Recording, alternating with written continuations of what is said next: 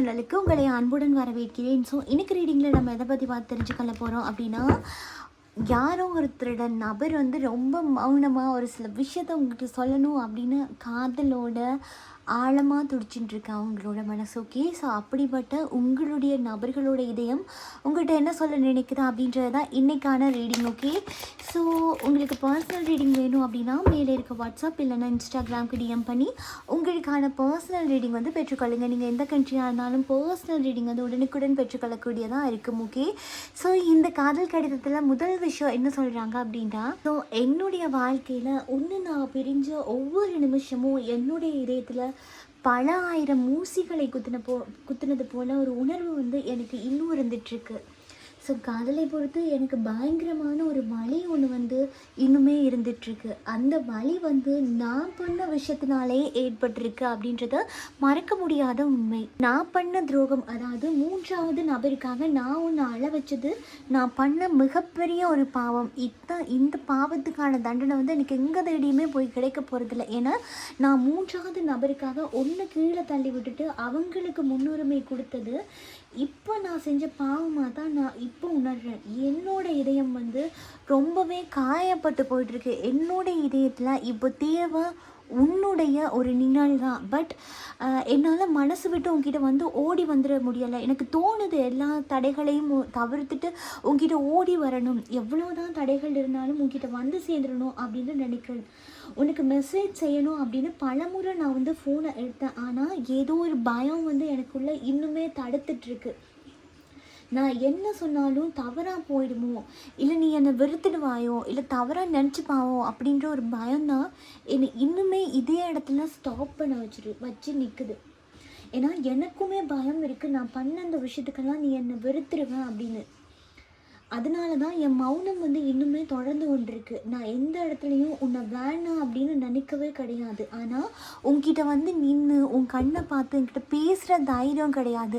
Okay, எத்தனை தடவை நான் ஃபோனை கையில் எடுத்து உனக்கு மெசேஜ் பண்ணணும் அப்படின்னு நினைச்சாலுமே கூட எனக்கு அந்த தைரியம் வரதில்லை. அது ஏன் அப்படின்னு எனக்கு தெரியல. மேபி நான் இதுக்கு முன்னால் உனக்கு பண்ண அந்த துரோகத்தினால கூட எனக்கு இப்போ என் மனசுக்குள்ளே இருக்க இந்த உண்மை காதலையும் இந்த தவிப்பையும் கூட உங்ககிட்ட சொல்ல முடியாத ஒரு சூழ்நிலையில் நான் சிக்கிட்டு இருக்கேன்.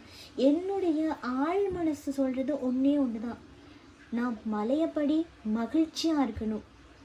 ஓகே, நான் பழையபடி சந்தோஷமா இருக்கணும். அது நண்பர்களோடையும் என்னோட உறவு சார்ந்திருக்கக்கூடியவங்களோடையும் நான் எப்பவும் சிரிச்சு பேசணும். அதுக்கு எனக்கு ஒரு ஊன்றுகோலாக இருக்கக்கூடிய ஒரு நபர் நீ மட்டும்தான்.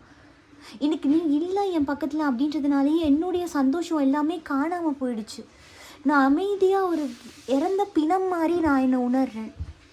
நானும் நீயும் சிரித்து பேசின அந்த தருணங்கள், அந்த நாட்கள், இதெல்லாமே நான் ரொம்ப மிஸ் பண்ணுறேன். நீ இல்லாத அந்த தருணங்கள். ஏன்னா எனக்கு என்னமோ இப்போ நான் இருக்கக்கூடிய சுச்சுவேஷன்ஸில் நான் யோசித்து பார்த்தேன் அப்படின்னா, நான் என் கூட நீ இருந்த அந்த தருணங்களை நான் ரொம்பவே மிஸ் பண்ணுறேன். இப்போ நீ எனக்கு வேணும்னு தான் நான் ஆசைப்பட்றேன். ஆனால் எனக்கு அந்த பயம் வந்து இன்னும் தடுத்துட்டே இருக்குது, எங்கே இன்னும் காயப்படுத்திடுவணும் அப்படின்னு.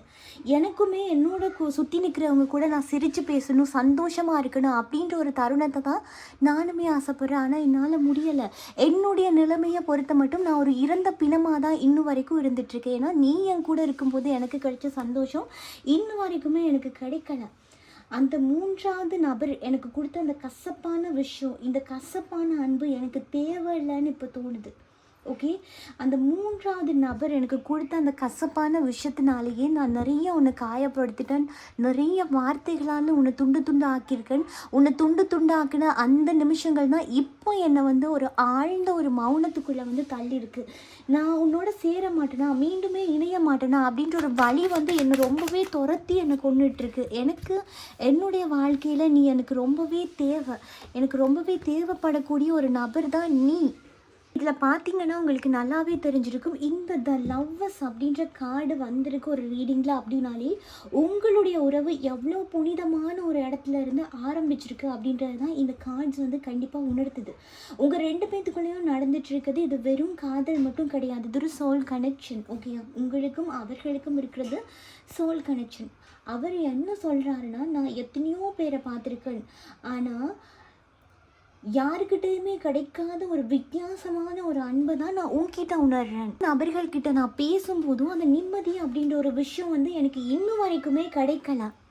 மற்றவங்க கிட்ட நான் உணராத ஒரு காதலை தான் நான் உன்கிட்ட வந்து உணர்ந்துட்டுருக்கேன். நீ வந்து சாதாரண ஒரு மனுஷனா நான் பார்க்கல. இப்போ இருக்கக்கூடிய இந்த சிச்சுவேஷன்ஸில் என்னோட உடலோட ஒரு பாதி கிடையாது. நீ வந்து என்னோட உயிரில் ஒரு பாதி அப்படின்னு தான் நீ பிரிஞ்சிட்டு இருக்க இந்த தருணத்தை வந்து நான் உணர்றேன். இந்த கார்ட்ஸ் வழியாக பார்க்கும்போது இது வந்து நீங்கள் ஒரு உடல் அவங்க ஒரு உடல் அப்படின்னு இருந்தாலுமே கூட உங்களுடைய சோலு கனெக்ஷன் வந்து ஒன்று தான் அப்படின்னு பார்க்க நீங்கள் ரெண்டு பேருமே தனித்தனியாக இருந்தால் கூட உங்களோட உணர்வுகள்லாம் ஒரே மாதிரி வந்து சிந்திக்கப்படும். ஓகே, ஸோ அதனால கூட உங்கள் நபர்கள் அங்கே உங்களை ரொம்ப அதிகமாக நினைக்கும் போது உங்களுக்கு அந்த ஃபீலிங் வரும். உங்கள் நபர்கள் ஏதாவது ஆபத்தில் இருக்காங்க அப்படின்னா கூட உங்களுக்கு அதை வந்து உணர்ந்து கொள்ளக்கூடியதாக இருக்கும். திடீர்னு அவங்களுடைய ஞாபகங்கள் வர்றது, ஆழமாக அழுறது அப்படின்ற மாதிரி உணர்வுகள் வந்து ஏற்பட்டிருக்கிறதுக்கான வாய்ப்பு கூட ரொம்பவே அதிகமாக இருக்குது. அவங்க என்ன சொல்ல வராங்க அப்படின்னா, நான் உங்ககிட்ட வெறும் காதலை மட்டும் நான் எதிர்பார்க்கல, உங்ககிட்ட ஒரு குடும்பம் வேணும் அப்படின்னுமே நான் ஆசைப்படுறேன். நான் உங்க கூட ஒரு குடும்பத்தை கிரியேட் பண்ணணும்னு நினைக்கிறேன். நான் உங்கள் கைகளுக்குள்ளே இருக்கணும்னு நினைக்கிறேன். நமக்குன்னு ஒரு உறவு, ஒரு குழந்தை அப்படிங்கிற ஒரு விஷயத்தை கிரியேட் பண்ணிவிட்டு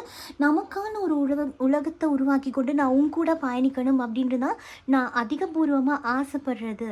வந்து அவர் கணவனாவோ மனைவியாவோ பார்த்துருக்கிறதுக்கான சான்சஸ் வந்து ரொம்ப ரொம்ப ரொம்ப அதிகமாக இருக்குது. ஓகே, ஏன்னா இவங்க சும்மா ஒரு பார்ட்னராக பார்த்துட்டு இல்லை ஒரு லவ்வராக பார்த்துட்டு அப்படியே கதைச்சிட்டு விலகி போகிற உறவு மாதிரி எனக்கு இந்த இடத்துல தெரியல. அவங்க உங்களை பார்க்குறதே தன்னுடைய கணவனாவோ தன்னுடைய மனைவியாவோ ஒரு இடத்துல தான் உங்களை வச்சு பார்க்குறாங்க. இந்த சுச்சுவேஷன்ஸில் உங்களை அவங்க இழந்ததுக்கு பிற்பாடு அவர்களுடைய உலகம் வந்து ரொம்பவே காலியாக போயிட்டுருக்கு. எனக்கிட்ட யாருமே இல்லை. அந்த உண்மையான பாசத்தையும் உண்மையான அன்பையும் நான் யாருக்கிட்டையுமே எதிர்பார்க்கிறேன், பட் யார்கிட்ட இருந்துமே எனக்கு கிடைக்கல அப்படின்ற மாதிரி இருக்குது. இந்த இடத்துல வந்திருக்கக்கூடிய இந்த கார்டு வந்து ரொம்பவுமே முக்கியமான ஒரு கார்டு. இந்த கார்டு என்ன சொல்லுது அப்படின்னா, அவர் ஒரு முடிவுக்கு வந்துட்டார் அப்படின்ற மாதிரி இருக்குது. இது வரைக்குமே உங்களுக்கும் அவர்களுக்கும் இருக்கக்கூடிய எல்லா தடைகளும் முடிஞ்சு இதுக்கப்புறம் தடைகளே இருக்குது அப்படின்னா கூட அந்த தடைகள் எல்லாத்தையுமே தகர்த்தெறிஞ்சிட்டு நான் உங்ககிட்ட ஓடி வந்துடணும்னு ஆசைப்படுறேன். அவருமே கூட உங்ககிட்ட வேகமாக வந்து சேர போகிறாரு அப்படின்ற ஒரு விஷயத்தை தான் இந்த கார்ட்ஸ் வந்து இங்கே சொல்லுது. வந்து என்னால் உன்னை விட்டுட்டு இருக்க முடியாது, யார் இந்த இடத்துல என்னை தடுக்கிறாங்க அப்படின்னாலுமே சரி, நான் வந்து எந்த சூழ்நிலையாக இருந்தாலுமே சரி, நான் உங்ககிட்ட பேசியே தீரணும் அப்படின்னு இருக்கேன். நான் உங்ககிட்ட இந்த விஷயத்த சொல்லியே ஆகணும்னு இருக்கேன். இதுக்கப்புறம் நான் உன்னுடைய சார்ந்திருக்கவங்களுக்காக பயப்படுறது, உன்னுடைய சார்ந்திருக்கக்கூடிய நபர்கள் இதை பற்றி என்ன நினைப்பாங்களோ, இந்த ரிலேஷன்ஷிப்பை பற்றி என்ன நினைப்பாங்களோ அப்படின்னு நினைக்கிறது. ஏன்னா உங்களுக்கும் அவர்களுக்கும் நிறைய டிஃப்ரெண்ட் இருக்குது. ஏஜ் வித்தியாசம் இருக்கலாம், மதம் சார்ந்து ஏதோ ஒரு வித்தியாசமான ஒரு விஷயம் இருக்குது அப்படின்றதுனாலேயே இந்த நபர்கள் ரொம்பவே மௌனமாக இருந்திருக்கலாம், பேசுகிறதுக்கு பயந்து உண்டு. ஆனால் இப்போ அவங்க எடுக்கக்கூடிய இந்த விஷயம் வந்து எவ்வளோ பேர் வந்து என்னை தடுத்தாலுமே கூட நான் வேகமாக அவங்ககிட்ட வந்து சேருவேன் அப்படின்ற மாதிரி இருக்குது. இனி இந்த நபர்கள் ஃபேமிலியை காரணம் காட்டி இல்லாட்டி வேறு ஏதாவது ஒரு விஷயத்தை காரணம் காட்டி உங்களை தடுத்து கொண்டு இருக்குது அப்படின்னா இதுக்கப்புறமும் இந்த நபர்கள் அதையே பார்த்து கொண்டு இந்த நபர்கள் நிற்கிற மாதிரி எனக்கு தெரியல. ரொம்ப வேகமாக ஒரு ஸ்டெப் எடுத்துகிட்டு உங்ககிட்ட ரொம்ப வேகமாக ஓடி வந்துட போகிறாங்க அப்படின்ற மாதிரி தான் இருக்குது. ஏன்னா இவங்க ஆல்ரெடி உங்களுக்கு ஒரு கமிட்மெண்ட் வந்து கொடுத்துருக்காங்க, இந்த இடத்துல நான் ஒன்று திருமணம் பண்ணிக்கொள்ளுவேன் அப்படின்ற மாதிரி. ஆனால் அது ஏதோ ஒரு சந்தர்ப்பத்தில் வந்து அந்த கொடுத்த வாக்குறுதிகள்லாம் தகர்த்தெறியப்பட்டிருக்கும். ஓகே, ஸோ அப்போது இந்த இடத்துல இந்த நபர்கள் என்ன சொல்கிறாங்க அப்படின்னா, இந்த இடத்துல அந்த நபர்கள் என்ன சொல்ல நினைக்கிறாங்க அப்படின்னா, இவர்களை சுற்றிருக்கக்கூடிய இவங்க பெருசாக நினச்ச அந்த ஈகோ, கௌரவம், அந்த தேர்ட் பார்ட்டி இப்போ இதெல்லாமே சுக்கு நூறாக உடஞ்சி போயிடுச்சு. ஓகே, இவ்வளோ நாள் உங்களை விட்டுட்டு இருந்தது அந்த பணம் போயிடும்ன்ற ஒரு பயமாக இருக்கலாம், தனிப்பட்ட ரீதியாக அவங்களுக்கு அந்த சொத்து போயிடும், அந்த மரியாதை போயிடும் அப்படின்றதா கூட இருக்கலாம். இது எல்லாமே என்னை ரொம்பவே தடுத்து வச்சிருந்தது இந்த இடத்துல. ஸோ என்னுடைய கௌரவத்துக்கு நான் முக்கியத்துவம் கொடுத்தேனே ஒழிய இந்த இடத்துல உனக்கு அப்போ நான் முக்கியத்துவம் கொடுக்கணும்னு நான் நினைக்க கிடையாது. நான் பண்ண விஷயத்துக்கு எல்லாமே நான் இப்போ மனம் வருந்துறேன். என்னுடைய மனசில் வந்து நிறைய கோட்டைகளை நான் கட்டி வச்சுருந்தேன், உன் கூட வாழணும் அப்படின்ற இந்த ஒரு ஆசை. ஓகே, ஸோ உன்னை வச்சு நான் சாதிக்கணும்னு நினச்சது, நான் முன்னேறணும் அப்படின்னு நினச்சது. ஆனால் ஏதோ ஒரு இடத்துல விட்டு பிரிஞ்சதுக்கு அப்புறம் என்னுடைய வாழ்க்கை இடிஞ்சு போன ஒரு கோட்டை மாதிரி என் கண்ணுக்கு முன்னாடியே நிற்குது. நான் எதையெல்லாம் இழந்தனும் அப்படின்றதும் எதையெல்லாம் இழந்துட்டுருக்கேன் அப்படின்றது இப்போ தான் எனக்கு தெரியுது. உன்னுடைய அன்பை வந்து நான் அலட்சியப்படுத்துனது எவ்வளோ ஒரு முட்டாள்தனமான ஒரு விஷயம் அப்படின்றதும் என்னால் இந்த நொடி புரிஞ்சு கொள்ளக்கூடியதாக இருக்குது. என்னுடைய கௌரவம், என்னுடைய அகங்காரம், என்னுடைய ஈகோ இதுக்கு எல்லாத்துக்குமே நான் முக்கியத்துவம்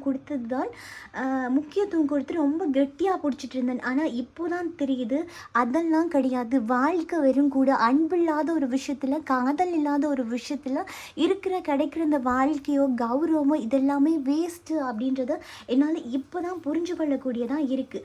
சூழ்நிலை எப்படிப்பட்டதா இருந்தாலும் போராடி போராடி என் உடம்புல வந்து பல காயங்கள் பட்டிருக்கு. இதுக்கு முன்னாடி உனக்கு தெரியலை அந்த விஷயங்கள்லாம். ஏன்னா உன்னோட சைடில் இருந்து பார்க்க இந்த காதலுக்காக நான் எந்த ஸ்டெப்புமே எடுக்கலை அப்படின்ற மாதிரி உனக்கு தெரியும். ஆனால் எனக்கு தான் தெரியும் தனிப்பட்ட விஷயமா பார்க்கும்போது இந்த காதலுக்காக நான் எவ்வளோ போராடி இருக்கேன். போராடி எனக்கு விழுந்த அடிகள் எனக்கு மட்டும்தான் தெரியும். நான் நிறைய விஷயத்த வந்து உங்ககிட்ட சொல்லாமல் நான் மறைச்சிட்டேன். ஆனால் இப்போ இருக்கக்கூடிய சுச்சுவேஷன்ஸில் எல்லா விஷயத்தையும் உங்ககிட்ட கொட்டி தீக்கணும் அப்படின்னு நினைக்கிறேன். உன்னை கட்டி பிடிச்சி அழணும்னு நினைக்கிறேன். இல்லாமல் என்னால் ஒரு அடி கூட முன்னெடுத்து வைக்க முடியலை. ஏன்னா பிரபஞ்சம் எனக்கு ஒரு மிகப்பெரிய ஒரு பாடத்தை கற்றுக் கொடுத்துருக்கு. மனசாட்சி அப்படின்ற ஒரு விஷயமும் ஒவ்வொரு நிமிஷமும் நீ இல்லாமல் உனக்கு பண்ண ஒரு தப்புக்கு உனக்கு பண்ண ஒரு துரோகத்துக்கு டிவைன் வந்து ஒவ்வொரு நிமிஷமும் என்னை கொன்னுட்ருக்கு. என் மனசாட்சியை வந்து உறுத்தி கொண்டுட்ருக்கு. எனக்கு தனிப்பட்ட ரீதியாகவே இந்த காதல் அப்படின்னு நினைக்கும் போதே மனசுக்குள்ளே வந்து ஏதோ ஒரு பயம் வந்துருச்சு டிவைனை நோக்கி. ஓகே, நான் சில ட்ரீம்ஸ் கண்டேன். அந்த ட்ரீமில் வந்து உனக்கு ஏதோ பாதிப்பு வர மாதிரியே நான் கண்டேன். ஏன் எனக்கு இப்படி ஒரு விஷயம் வந்துச்சு அப்படின்னு எனக்கு சுத்தமாக தெரில. ஆனால் எனக்கு அந்த இடத்துல பயங்கரமாக ஒரு பாதிப்பு வந்ததை நான் வந்து உணர்றேன். எனக்கு அப்போ தான் தெரியுது டிவைன் வந்து எனக்கு ஏதோ ஒரு முறையில் வந்து எச்சரிக்கை பண்ணியிருக்காங்க அப்படின்ற ஒரு விஷயம் தெரியுது. நான் பண்ண தப்புக்கு எனக்கு டிவைன் வந்து வார்னிங் கொடுக்குற மாதிரி இருக்குது. இதுக்கு அப்புறமுமே நீ விடுற கண்ணீர் துளி தான் எனக்கு இவ்வளோ நஷ்டத்தை ஏற்படுத்தியிருக்கோ அப்படின்றது எனக்கு சுத்தமாக தெரியல. ஏன்னா இங்கே நான் ஒன்று மிஸ் பண்ணிகிட்ருக்கேன். ஆனால் நான் கட்டி பிடிச்சிட்டு இருந்தேன் கௌரவம், என்னுடைய காசு எல்லாமே இங்கே சிதறி போயிடுச்சு. என்னுடைய இன்பங்கள், என்னுடைய குடும்பம், இது எல்லாமே சிதறி போயிட்டு ஒரு நிம்மதி இல்லாத ஒரு இடத்துல தான் நான் இருந்துகிட்ருக்கேன். ஓகேயா? ஸோ அப்போது எனக்கு இது தனிப்பட்ட ரீதியாக நான் பார்த்த ட்ரீமில் எனக்கு தோணுது, எனக்கு இது கடைசியாக டிவைன் கொடுத்த ஒரு வார்னிங் மெசேஜ் மாதிரி இருக்குது. இதுக்கப்புறமும் உன்னை அளவிடுறேன், உன்னை கதற விடுறேன் அப்படின்னா என்னுடைய வாழ்க்கையே முடிஞ்சு போயிடும். என்னுடைய சார்ந்திருக்கக்கூடிய என்னுடைய விஷயம் எல்லாமே அழிஞ்சு எல்லாமே இழந்து நான் நிர்கதியாக நிற்பணும் அப்படின்ற ஒரு பயம் வந்து என் மனசுக்குள்ளே வந்து வந்துடுச்சு. ஸோ இங்கே பார்த்தீங்கன்னா தெரியும், இந்த டவர் மூமெண்ட், ஒரு டிவைன் ஜட்ஜ்மெண்ட், டிவைன் அலாட் எல்லாமே அவங்களுக்கு வந்து ரொம்பவே ப்ரெஷர் ஆகிடுச்சு. அப்படின்றதுனால வேகமாக ஒரு ஸ்டெப் எடுக்கணும் அப்படின்னு நினைக்கிறாங்க. ஸோ அது மட்டும் இல்லாமல் அவங்களுக்கு எதிர்காலத்தில் உங்கள் கூட ஒரு வாழணும் அப்படின்ற ஒரு ஆசையும் ஏக்கமும் இருக்கிறத நான் இந்த இடத்துல வந்து பார்க்குறேன். ஓகே, ஏன்னா அவர்களுடைய தனிப்பட்ட கோட்டை எல்லாமே இடிஞ்சு போயிட்டு இந்த நபர்கள் நிர்கதியாக நிற்கிறாங்க. அப்படின்றதுனால தான் இந்த விஷயத்தெல்லாம் உங்கள்கிட்ட சொல்லணும் அப்படின்னு நினைக்கிறாங்க. ஓகேயா? இந்த நேரத்தில் நீங்கள் உங்கள் நபர்கள்கிட்ட பேசணுமா, இல்லை இன்னும் கொஞ்சம் டைம் எடுத்து உங்கள் நபர்கள் உங்ககிட்ட வர்ற வரைக்கும் நீங்கள் வெயிட் பண்ணணுமா, இல்லை டிவைன் ஜட்ஜ்மெண்ட் அப்படின்றது உங்களுக்கு தனிப்பட்ட ரீதியாக என்ன சொல்ல வருது? எல்லாமே உங்களுக்கு தனிப்பட்ட விஷயத்தில் உங்களோட எனர்ஜியும் உங்கள் நபர்களோட எனர்ஜியும் முற்றிலும் வேறு மாதிரி இருக்கும். இதை நிறைய பேர் வந்து இந்த ரீடிங் பார்த்துட்ருப்பீங்க. ஓகே, ஸோ அப்போ உங்கள் நபர்கள் உங்களுக்கு கொடுக்கக்கூடிய தனிப்பட்ட எனர்ஜி இன்னும் அதிகப்படியான விஷயங்களாக இருக்கலாம். இந்த இடத்துல இந்த ஸ்டெப் வச்சா எப்படி இருக்கும் அப்படின்றதுக்கு தான் பேசலாமா வேண்டாமா, பேசினா நல்லா இருக்குமா, எப்படி பேசணும் அப்படின்ற விஷயத்தெல்லாமே நீங்கள் தெரிஞ்சுக்கொள்ளணும். அப்படின்னா மேலே இருக்க நம்பருக்கு டிஎம் பண்ணி உங்களுக்கான பர்சனல் ரீடிங்கை வந்து நீங்கள் புக் பண்ணி உங்களுடைய லவ் லெட்டர் ரீடிங்கை வந்து நீங்கள் தெரிஞ்சுக்கொள்ளலாம். உங்கள் நபர்களோட மனதில் என்ன இருக்குது அப்படின்றதையும் நீங்கள் தெரிஞ்சுக்கொள்ளலாம். ஸோ இந்த ரீடிங் உங்களுக்கு பொருந்திருந்தது அப்படின்னா லைக் பண்ணுங்கள், ஷேர் பண்ணுங்கள். விடை தெரியாமல் இருக்கக்கூடிய இன்னொரு நபர்களுக்கு கூட இந்த ரீடிங் பொருந்தக்கூடியதாக இருக்கலாம். ஸோ நீங்கள் நம்ம வீடியோ பார்க்குறீங்க பட் சப்ஸ்கிரைப் இல்லை, தயவு செஞ்சு வீடியோ பார்க்குறீங்க அப்படின்னா சப்ஸ்கிரைப் பண்ணிக்கோங்க. ஓகே, தொடர்ந்துமே உங்களோட சப்போர்ட்டை வந்து எனக்கு கொடுங்க, நம்மளோட சேனலுக்கு கொடுங்க. ஓகேயா? ஸோ அப்படி கொடுக்கும்போது அது எனக்கு அடுத்த வீடியோ செய்கிறதுக்கு ரொம்பவுமே மோட்டிவேஷனாக இருக்கும். ஓகே, ஸோ இதையும் போல் இன்னும் ஒரு ரீடிங்கில் நான் உங்களை சந்திக்கிறேன். பாய், டேக் கேர்.